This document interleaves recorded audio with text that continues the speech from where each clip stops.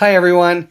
Harry here to talk about the flurry of lawsuits filed against the newly minted Department of Government Efficiency before it even gets out of the box. There are a series of these, and they are along the same theme. So Trump, seemingly oblivious even to the requirements of the law, but certainly indifferent to them, has set up a committee under the leadership of Vivek Ramaswamy, who may be leaving to run for governor of Ohio, and Elon Musk, that has this ambitious sounding charge to trim $2 trillion. That's essentially the entire discretionary budget of the United States, but zero power to do so. They are not a government organ. They can do nothing but issue recommendations.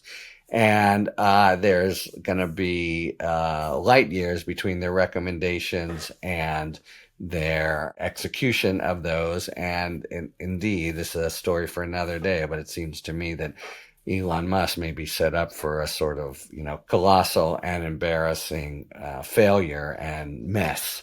But anyway, the lawsuits get at a very, I think, vulnerable spot of DOGE. So DOGE is set up as an advisory committee, outside people. Musk has no official role in the government. Nobody elected him to anything.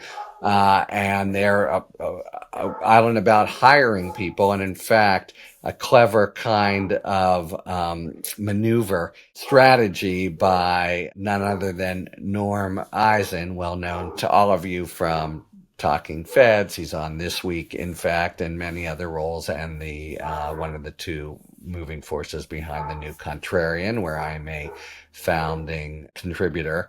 He applied to join. He wrote them and said, "Hi, I'm ready. I'm reporting for duty. I'd like to be on DOGE." And he got them to write back and say, no Democrats allowed, no Democrats permitted.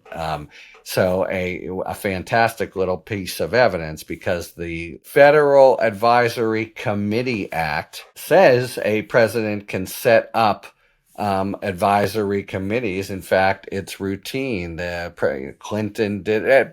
Presidents do it all the time. However, they have certain requirements. You can't just set up your friends as advisors. There's requirements both of transparency and balance. So, as one of the several lawsuits lays out, a FACA, as it's called, authorized an administration to establish these task forces. Reagan, Clinton, Obama each did them, but FACA imposes guardrails to prevent them from turning into vehicles for advancing private interests in the federal decision-making process, which is, for all the world, what it looked like with this phalanx of tech executives in the prime seats displacing, I don't know if you saw that little detail, displacing members of Congress to have the VIP seats. This guy Trump is such a complete clod, but he has really, it's a big story that will be, trying to really pursue for months and more. But there's great power now among a certain cadre of tech folks, but they can't just, it's not for Musk to do as he will, bring in own like-minded people. And we found out yesterday, I think, what like-minded means for Musk, who not only has endorsed Germany's far-right party, but gave that so-called Roman salute that seemed unmistakable. Anyway, you can't just have a private interest have the ear of the president in that way. So there are requirements that the advisory committee, first and foremost, have a fair balance in viewpoints represented. That's first. Second, they can't meet in secret. This was a issue that kind of tangled Hillary Clinton up with her healthcare advisory committee. They can't take any action without filing a charter.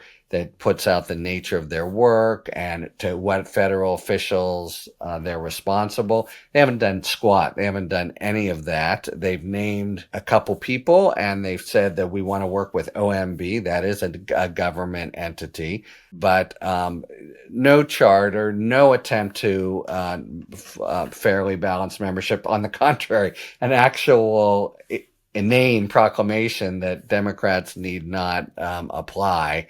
And no showing that they're complying with the transparency requirements under FACA. So it sure looks like it just can't be sustained under FACA.